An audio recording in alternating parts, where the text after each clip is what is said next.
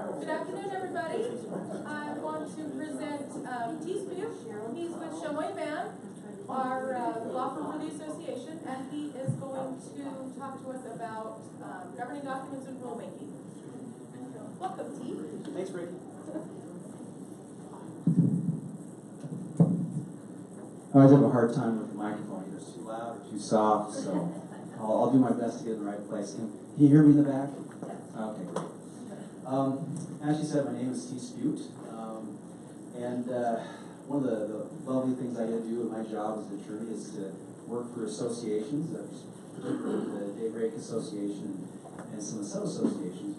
One of the things they asked me to talk about today is looking at just some general overview of governing documents, rulemaking, some things that go into that, and some considerations that we should have. One thing that I want to start out with is the legal basis, the concept of why associations happen, what's the point of them, and what laws and other things should you be considering when you're looking at dealing with an association.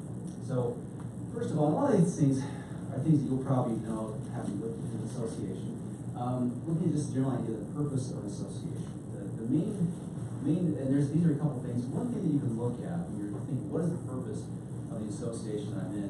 You just look at the governing documents themselves. Generally, they have some type of purpose statement, some type of information say this is why we did this, right? But generally, when you look at community associations dealing with managing common areas and amenities, right? If it wasn't for those things, if there wasn't common area, things in common you have with other owners, you'd just be living in your own place without having to be connected with someone else. And so there's the joint benefit of being together and taking care of those things together. Now, another benefit of the association is that, of course, in the association there's rules and things that people need to follow. And not me personally, not living in an association, there's all kinds of things. I think of my neighbor with their Christmas lights, and they just love Christmas so much. Their lights are there 365 days a year, and they never have to put them up, and they never have to take them down. But some of us would like them to take them down at some point, right? But I can't do anything about it. However, in an association, sometimes you can. Another thing that's important is it provides governance of the association itself. So with an association comes boards, committees, folks that are actually engaged in trying to run the association itself. And the benefit of that is that you as an individual don't have to do it, right? Someone else is there that's doing it, or you have the benefit of being one of those individuals if that's something that you're looking to do. And of course, when it comes to associations, the idea is maintaining common areas causes expense, and one of their responsibilities is to actually collect those assessments and do so to support the mandates that the association has. Now, looking at governing documents, this deals specifically here with Daybreak. Of course, there's differences when you're outside of a community like Daybreak. I deal with other associations, and their governing documents, exactly what they have, can be different, but there's some commonalities that you'll see. Of course, here in Daybreak, specifically the Daybreak Community Association, they have a charter, which oftentimes, and Daybreak is one of the few that has a charter, or at least called a charter. What that really is the CC&Rs of the association. And of course, Daybreak also has bylaws and rules and resolutions, and of course, design guidelines that govern everybody who's within Daybreak. Now, in addition to that, of course, there's sub-associations or other associations within the Daybreak community that have their own specific CC&Rs and covenants that are specific to that area, to those buildings that are in that association. Of course, their own bylaws and rules and resolutions that deal specifically with that association. Now, when you're looking at this, when it comes to CC&Rs or covenants that an association has, or the charter in this case of Daybreak, those are the best way to put it is the general governing document. That's the thing that kind of sets the foundation, the framework that the entire association works with. Now, the bylaws, as you're reading through all these things, I know you probably just love reading through bylaws as much as I do. Bylaws really talk about the structure of meetings and maybe even elections, or just how the board itself governs itself, how committees work together. When you're actually together doing something, what are the rules that apply to you in that setting? Now, rules and resolutions, we'll talk more about that, but those are kind of, I like to say, the in-between places, where you don't want to amend the governing documents to get there, but there's some issues with your neighbor that you just want them to stop doing. And so you work out something so that everyone's happy. Design guidelines, of course, frankly, even sub-associations can have their own design guidelines in some instances. But this is something that talks about, if you expand your home, if you add something on there, if you put a shed there, what is it supposed to look like? What is your garden supposed to look like? Things like that. And of course, with sub-association, those issues can come up as well, which is why they have their own governing documents. Now, another thing I think is important when you're looking at the basis for an association is what laws in Utah are actually applicable. Now, there's a lot of different things you can look to that potentially could be involved depending on what issue you have, but these are, to me, the three main ones that you're going to run into that you probably need to know, or at least have some familiarity with, to really understand what's going on. And what these laws do is they really create the basis for which governing documents can be created, recorded, and be legal, right? But at the same time, I also think it's important for you to look at these as more of a rule that the association has to follow. Oftentimes, the governing documents themselves can deviate from the specifics of a statute, or they can fill in gaps the statute doesn't cover. And what I also say, too, is that most of the time, the governing documents can take you in different places that maybe the statute says you can't go. There are some instances where a statute says, look, the governing documents have to say X, and they can't say anything different. Oftentimes with those, what matters if you see that kind of language in there, you also have to look at the date. Oftentimes they'll say you can't, or you have to have this language in there, but only if it's for a CC&R that's reported after this date, right? And so there's a lot of back and forth in things that come in these statutes with governing documents, but when you look at this, the Utah Community Association Act, that one is really dealing with community associations in general. What I would say, in most cases when you look at an association, most of them will fall under that, okay? So you're looking at just your homes, townhomes, things like that. It's really going to be part of the community association under the Act. Now, the other Act, the Condominium Ownership Act, is exactly what it says. It is specifically for condominiums. And I think if you're curious, what's the difference, what is a condominium? I think from practical, there's statutory language that you can read that I didn't include because all of our eyes are glazed over and we wonder if you know better what a condominium is after you read it or not. But really, if you're looking at a building that has units that are almost like an apartment building that are on top of each other, not just side by side, generally they have shared hallways, internal hallways between doorways. Those are things that are going to be probably under the Condominium Act. And just so you know too, the difference between the two acts actually is very minimal. Most of the acts have language that's almost identical, if not identical, between them. Really what the Condominium Ownership Act does differently than the Community Association Act is that it has more specifics about shared walls, recording of plats, and other things that frankly, in governing an association probably won't come up too much, but that's why it's there, and that's why there's a difference. Now, the Utah Revised Nonprofit Corporation Act, the reason that's involved is, again, this kind of goes toward bylaws. Bylaws that deal with, how a board is supposed to act, when is there a quorum, what's the voting requirement. Those things are generally also going to be in the Utah Revised Nonprofit Corporation Act. And it's kind of the same thing with the other two acts, where it kind of sets a floor, where if there's nothing in governing document that talks about a certain issue, this will be in charge, right? But if there's something different in your bylaws, for example, the bylaws generally will govern and be controlling over something that's maybe contradictory here, unless it's, of course, the statute specifically says otherwise. So, nothing more fun than talking about Utah Code, I know. And so, with that is that general overview of governing documents, statutes, applicable law to associations. Does anyone have any questions that come up when you think about that till they can come? Yeah. Are they available online? They are, at least for Daybreak. If you go to livedaybreak.com, in fact, I go there all the time looking for different things. You can find not only information for the Daybreak Community Association, but also sub-associations. Okay. And so, actually, when you look on there, one of the best places to go is if you go to the tabs at the top and pull down, look for governing documents. For example, with the Community Association, you're going to find not only the CCNRs, which is the charter in that case, the bylaws, but you'll see all the resolutions and the rules that have been passed over the many years, including amendments to the governing documents. So, and it's also true of sub-associations. So in some ways, you may find way more information than you want if you go there, but it's all there. And I say this too, I know it's kind of outside of the community itself, but you know, most associations usually have a website that you can look things up. Oftentimes, what they do, as opposed to Daybreak, anybody in the world can just look it up. They don't have to have a password to look things up. But some have a password you have to use to be a member to get in. And if nothing else, everyone has a right to look at the governing documents if they're not available on. So, good question. Good question. Anything else? Yeah. You have a conflict between the Daybreak general guidelines or CCNRs and the sub-association CCNR, which takes precedent.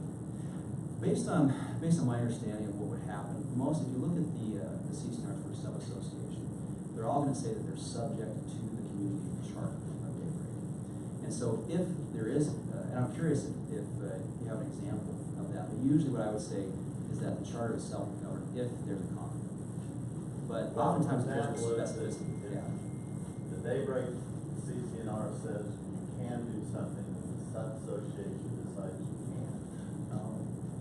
And that's a great point. And so what I would say with that, oftentimes there's a reason that the sub-associations are different because they, you know, it's maybe a condo or a townhome and they want different restrictions. And so oftentimes in that case, where it's more of a you can and then the sub you can't, the sub will probably control in that case because it's kind of like the statutes that I was talking about before. They kind of set a floor, and it's the same thing where if there's something more specific in the sub-association documents, it probably is controlling in that case. But without looking at the specific thing, that's generally what I would say and how I would look at it. Any other questions? Yeah. Just questions in regards to controlling of the documents themselves. Specifically, my concern is that the majority of the HOA board are non-residents. Okay. Right?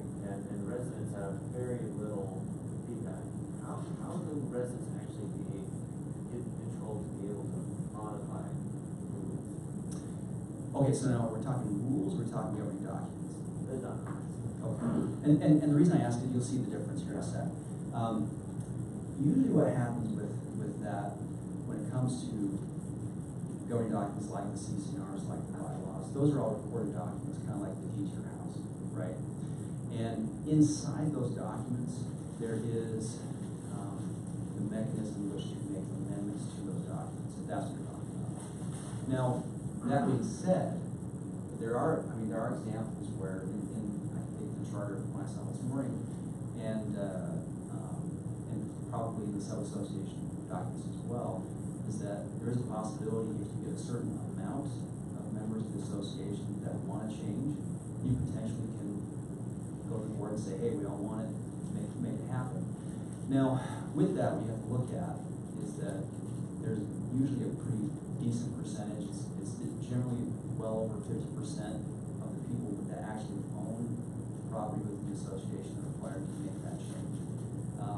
And I think, frankly, in a lot of ways, that's designed so that changes aren't just done easily to the governing documents. Now, if it's a different issue, where it's talking about rules that are different than, say, the CCNRs and bylaws, those are things that potentially the board can change. What I say is you go to the board and you go to the meetings to make sure they understand your concerns so that changes can be made. Does that answer your question? I know that helps. Okay. But every governing document, CCNR, the charter, they all have amendment procedures that you have to look at and they have to follow to do a change like that. Okay. Any other questions? All right. Well, I admit that I got more than I thought. Is that better? Oh, geez. Couldn't hear me before. All right. Now I can hear myself way too well. Let's talk about rules. So, like I said, rules from a practical standpoint are kind of the smaller issues that come up, but they're not something where you have to, like we just talked about, amend the governing documents, okay? Now, the documents that we have here in the Daybreak community sometimes are different than things I've seen outside. Oof. Can you hear me now? I guess I'm just, now I'm too loud maybe. They're smaller issues. And one of the, I pulled some examples. I mentioned Christmas lights, right? And there actually are some statutes and things within, for example, the charter that deal with Christmas lights. And statutes say things, for example, that you can't pass rules that prevent people from displaying the American flag, for example. Now, what I mean by that is prohibit. Okay, you can't stop people from saying the U.S. flag, religious decorations, holiday decorations like Christmas lights, but you can have rules that say you can have them in, there's limitations to how those things are displayed. So, for example, you have the right to have an American flag generally on your house if you want one, right? Now, that doesn't mean you can have an 8x6 American flag hanging from the front of your roof, right? There are some limitations on that you have to be careful with. Now, here's some realistic examples. Actually, I pulled from the website, so go to the Daybreak, you'll see these rules and resolutions that have been passed previously. Some about beekeeping, Christmas lights, domestic chickens, whether or not you can have a rooster, that kind of stuff. Novelty flags. So I said American flag, that's kind of a little hands off. Novelty flags, whether or not you have a flag of, I saw one the other day in my neighborhood of, someone had those little dachshunds, and they had flags with those on there, and they're like playing with flowers. That's what I'm talking about, novelty flags. RV parking, see, trash burning. See, these are the things, like I was saying, when your neighbors start going out in front of their house and burning trash, this is where you get, you're like, how can I stop this? What can I do? And that's one of the reasons you live in associations, because rules can pass to mediate those issues, or at least let people know what's going on. Now, the other thing about rules that's important, at least here in the state of Utah, they're not recorded with the county recorder like CCNRs and other things. Again, there's ways that you enforce rules, there's ways that you pass rules, and we'll talk about that. But just to show you, these are things that are a little bit more, they're still formal but less formal, okay? In other states like Texas, you do have to record them, but here it's one way of maybe kind of going to your point before, if a rule potentially can do it, it might be an easier way than trying to say amend governing documents, which can be a little more onerous. Or at least dealing with these kind of smaller issues, we'll get to that. Rule development. So what I'm pulling this from is from the charter itself, because obviously the sub-associations have their own rules, but they're pretty similar, and so that's why I'm using this. And so this, I think, is a pretty good general rule of thumb in how we look at this. So the board has authority to adopt rules, generally, okay? Modify and rescind existing rules. Maybe that beekeeping rule is just really causing problems with this guy, right? And what this also is, you look at this general concept in House to pass the directors, they have to have at least a majority to pass those. Now, some other things we'll go over here in a little bit, but something that's important is the board has a duty to exercise judgment and reasonableness in trying to pass a rule. There's some things that, when you're looking at a rule, what are things that would take you outside of that? So if you're looking at a rule, if you're not being reasonable, and the way I think about this, because in fact, here in this afternoon I'll be in court just doing some other things, but when I think about how you should look at a rule, you should think about, when I was forced, because of a lawsuit or something, not that it's going to happen, but just if it ever did, if I was forced to stand in front of a judge and give the reasons why I thought this rule was reasonable, would I be able, with a straight face, be able to do that? And if a third party who's not involved, doesn't have a dog in the fight, thinks it's reasonable, it probably is. If, as we said in law school, it doesn't pass the smell test or the smile test, where you smile and be like, ooh, this is maybe a little too far, then it's probably too far. Now, the process that you go through is once the board is looking at some potential rules, you wanna look at the concept of, what do we need to do after that? So the board talks about, we have a rule we wanna put in place.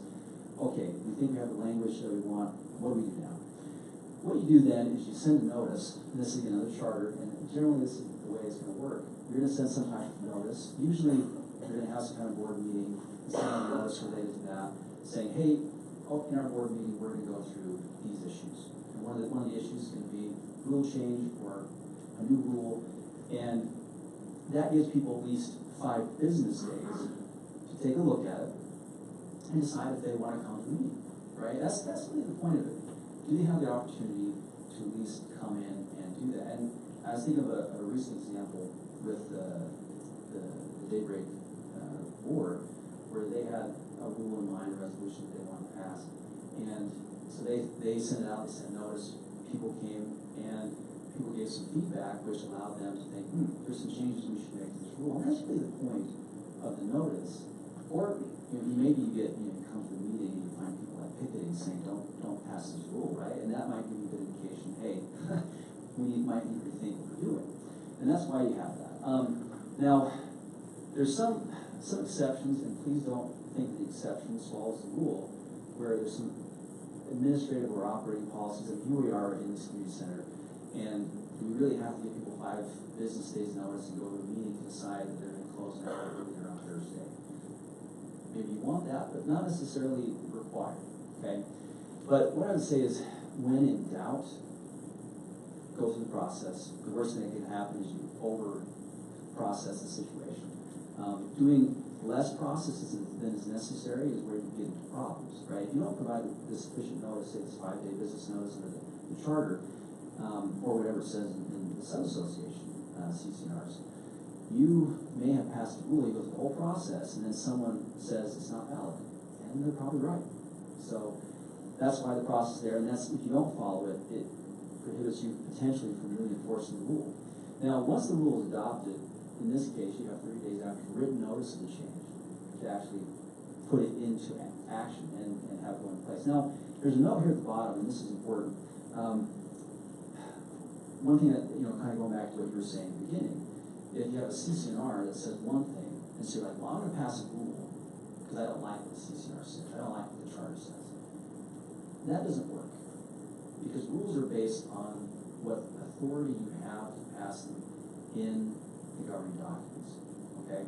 So for example, if you look at them, you'll see this all over the place. There's places where they specifically say, here's an issue that's coming up, and the board is authorized to create a rule based on this.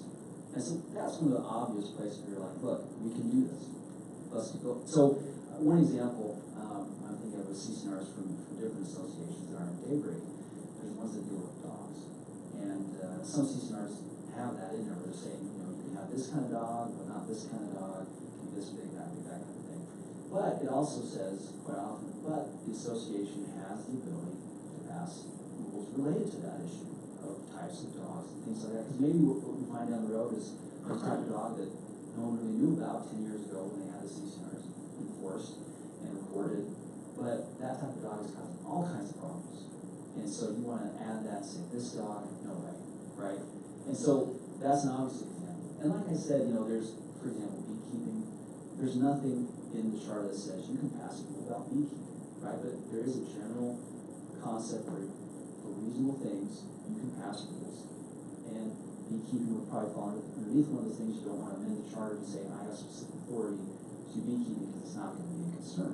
It's something that the board inherently has the right to do. Now, after you've gone through the process of passing a rule, then comes the real concern. What do we do to enforce this? And the process is important. If you don't follow the process, again, you may not be able to actually enforce the rule that is in place. And so, let's say, for example, someone doesn't keep up their yard. I guess that's kind of a simple one. You have a written notice that goes out to them saying, hey, you need to follow the CCNRs, your yard's not in compliance, please fix this.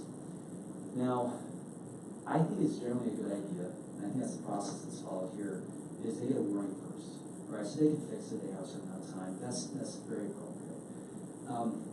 But let's say after that, they don't comply, it's been a long time, you're thinking, well, we gotta do something. Well, you wanna make sure you have written notice, and in that written notice, an opportunity for a hearing, okay? And that's important because if you're gonna impose some type of sanction on a person, they at least deserve, I think what you call is due process, like you have in a court setting, right? Where someone has the opportunity to say, hey, here's why I didn't comply. Now, let's think about this for example. Someone has to take care of the yard. You have someone come in, and you're like, they haven't done anything, what's wrong with them? You find out, they're a wounded veteran, their wife just died, they've been having a hard time with money, but things are getting better now, that's what's going on. You can kind of see, hey, let's maybe change what we're doing here. That makes sense. Now, then again, what could also happen, and this happens a lot, is people get a notice, opportunity for hearing, and they just don't show up. If that happens, they have their opportunity for hearing, and the fine, the sanction, whatever you have in place, can be put in place because they had their opportunity and they didn't take you up on it. Now, there are some examples, and again, this is kind of an exception, I don't think this is the rule, where associations have the ability to get things done prior to a hearing. And usually after that, they have to do a hearing. But this is, I would say, something pretty extreme. This is an emergency. This is where, property will be damaged if something isn't done. Potentially people will be injured. I can kind of think the best example are cars. So people are, someone parks in someone's driveway, or they park in the middle of the road. This is something that needs to be dealt with, right? I've, not here in Daybreak, I've seen other associations where the residents actually complain because I swear someone is constantly walking around trying to find a misparked car so that they can tow them. People tell me, I was only there for 10 minutes and it was gone. And it's like, well, don't park there. But those are things that come up. But generally, you want to make sure you're providing written notice, they have an opportunity to be heard, and that's, at that point, sanctions can be put in place. And the type of sanctions, depending on what the governing documents say, I think more often than not, people try to do some type of fine, but especially if you're doing a monetary fine, you have to follow this process. If you don't, it's not going to be valid, okay? Yeah. These notices you're talking about rule changes, Yeah. how are those notices delivered? Well, what's going to happen with that is generally it has to be done according to the governing documents, right? And so, written notice, the be-all, end-all, that is always okay, is mail, right? Now, statute and governing documents also allow for things like email to be provided, and that counts as written. And usually, I think within Daybreak, that's if someone actually says, please send me an email instead of mailing things to me. So those are examples of what written would be. I've never received, what I mean? And that's why you want to make sure you do it the right way. So if you mail it out, piece of cake, I mailed it, sorry. If you didn't get it, it's not our fault. And usually when it comes to mail, it says, once it's mailed, it's deemed to have been delivered within so many days. Okay? Email, piece of cake, I sent your email, if you didn't look it up, sorry, not my fault. And so those things are thought through, but generally that's how it works. Okay, just curious. Yeah. If, for an opportunity for a hearing, is that an automatic thing that a resident could get a hearing, or can the board decide that that's something that is not in their purview, or doesn't require or need or a hearing? Can they deny a hearing? Generally, no. And I say almost, pretty much no. And if you're actually going to impose a type of sanction on someone, fine, Utah law, the Community Association Act, the Condominium Owners Association Act, basically requires that some type of opportunity for a hearing is available. The other thing to think about too with that is oftentimes, I've especially seen this in sub-association documents, is that there's going to be kind of a window from the time that they request the hearing to when the hearing needs to take place. But so generally, you have to give the hearing, at least the opportunity. And so what I would do is, as you're thinking about sanctioning someone, ahead of time, you probably want to look at when are we all going to be available. And let's make sure that we provide a sanction at a time so it makes sense, so that we can meet, so it's not too, so it doesn't, so we can't say, oh, sure, we can't do it. Now, the other thing that's important too is I work with people on things like this, where you can stipulate with them and say, hey, can we do the hearing at a different time? And just because we can't meet, and usually they'll say, yeah, sure. So, does that help? Generally, yeah, so give them an opportunity for hearing. The worst thing that happens is you have to listen to them and see what they have to say. So, but good questions. Another thing too, when you're thinking about rules, is there are some protection orders. We talked about this a little bit, when it comes to prohibition of political, religious, or holiday symbols and decorations. Now, for example, we're getting close to political season, and so there are some rules about how many signs, how big the signs can be, but you can't necessarily say no signs. No one can be political and decorate, right? You can't do that. Same thing with religious symbols. Or holiday symbols. Those are things that, or decorations, those are things that you can't prohibit, but you can regulate, okay? Another thing that's really, really important when it comes down to it is this concept of similar treatment. Similar treatment means you can't treat one unit or one unit owner differently than someone who's in a similar situation. I think the best example of this is you give your friend a break, but their neighbor who lives on a corner in the same type of house doesn't get a break. Okay, you can't do that. You have to treat people the same if they're in the same situation. Okay.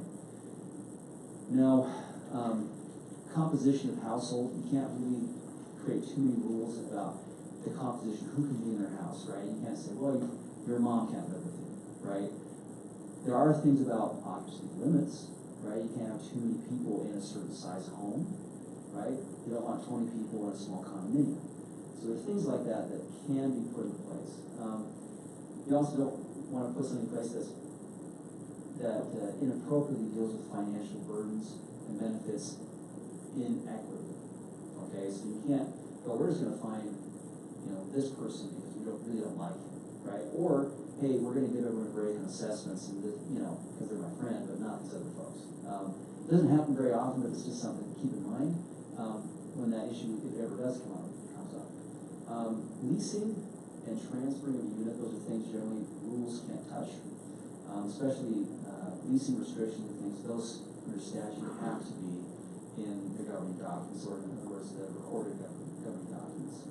And there's some issues with grandfathered uses. That one's always a sticky one, and it depends on the issue.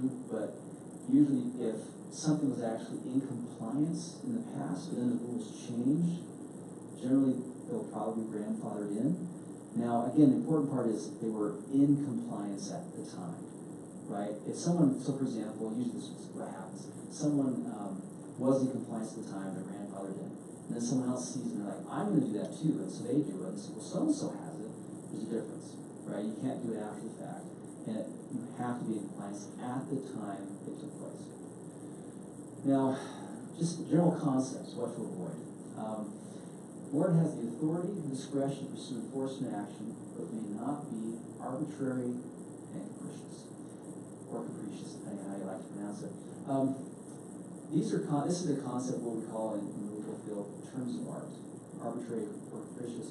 These are things where, there's meaning to it, and I think most of us get it, but I think it helps because when it comes to arbitrary, especially capricious, they're not words we use all the time. So arbitrary, I think in this context, is based on or determined by individual preference or convenience rather than by necessity or the intrinsic nature of something. So in other words, if you're doing something just because it's easier for you and that's all you're caring about, that's arbitrary. And in the case of, say, a board, not restrained or limited in the exercise of power, ruling by absolute authority. Have you ever met a board that acts like this, or at least board president usually is what happens, where they feel that they are the dictator of your association? Those are things that you shouldn't be arbitrary when you're enforcing rules, okay? Now, capricious, that's one I think is a lot less used than arbitrary. Governed or characterized by caprice, isn't that a great definition? And, but to help us out, Webster gave us a few things.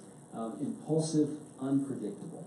Okay, so you have to be predictable in how you're enforcing rules. You can't just be, if someone looks at this, again, if you have a third party, like a judge, looking at this and they're like, I can't understand what standard you were using to enforce these rules. You're just doing whatever you wanted. That's capricious.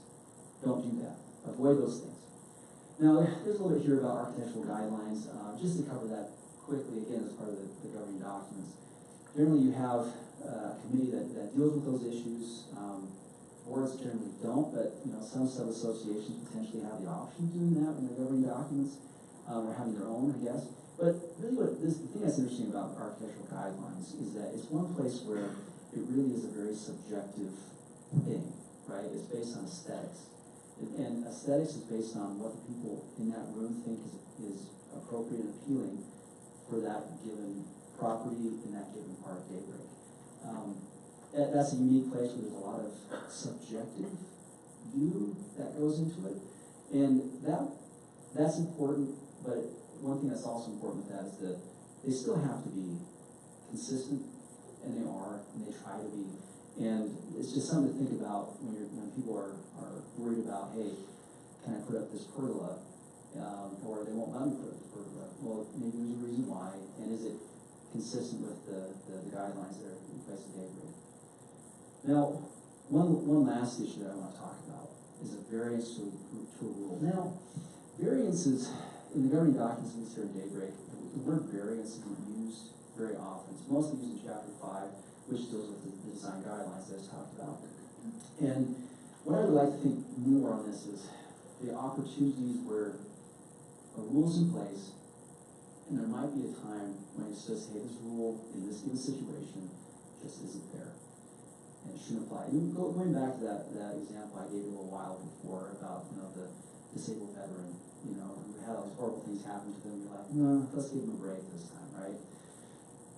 The one issue with that is that when you're thinking about a variance, you have to be careful because someone else is going to want it too. Okay, you have to be consistent. Now, I think in that example, you have the disabled veteran, and then you have someone who's not disabled and just wants their yard to go to pot. Like, hey, you let so-and-so get away with it, I deserve too, right? And you can come in and say, well, what's your situation? They come and say, well, I'm lazy and I don't like mowing my lawn. That's what my wife tells me anyway. And that's not the same. And so I think if there's ever a time you feel like, hey, we need to provide a variance, what you should do is make sure that you explain why in writing, in the notes for the meeting. Because what's going to happen is that person won't want the variance till like 4 years down the road. And they say, well, so-and-so got it. And either the board members won't be there anymore, or they won't remember if they are.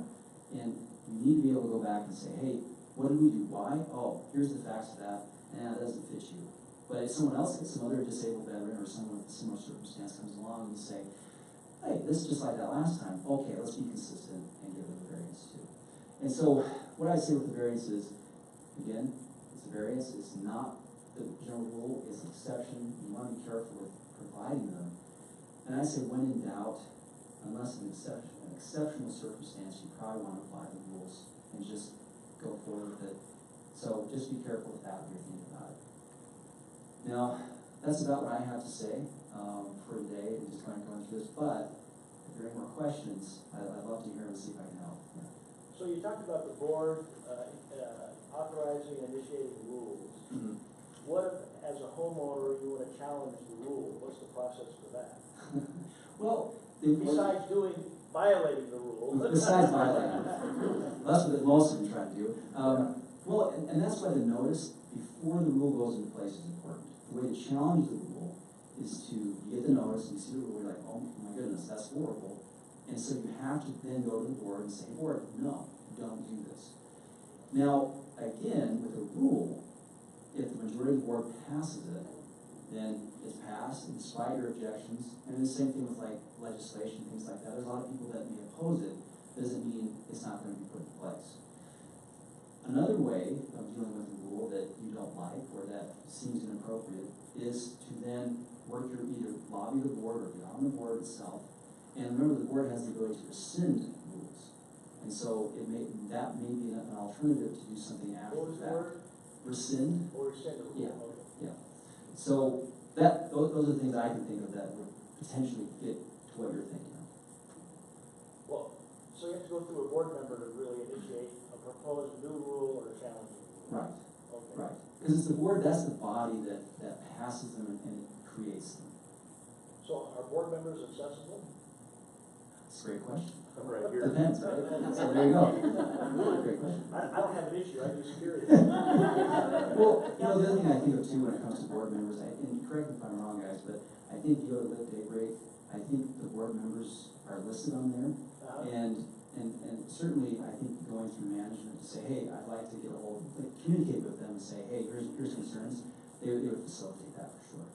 So. I mean, I had a funny thing today, I'm on the architecture review committee, Mhm.